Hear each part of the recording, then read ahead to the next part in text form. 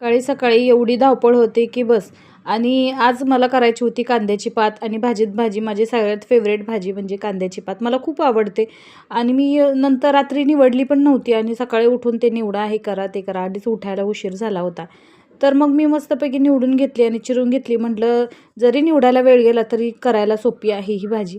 तर इथं चला मी सांगते तुम्हाला मी कशी करायची आहे. तर इथं कढई ठेवली आहे. कढईमध्ये मी मस्त 2 पळ्या तेल घातलेलं आहे.